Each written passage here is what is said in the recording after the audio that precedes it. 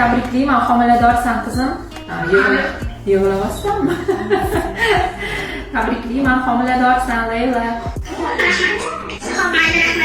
Sog' bo'ling qizim. Yana bitta pozitiv natija Fersi Center jamoasi uchun juda ham katta bir xursandchilik bo'ldi.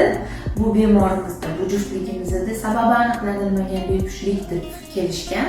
Turmalari ochiq, gormonal holatlari yaxshi, spermogramma normada edi.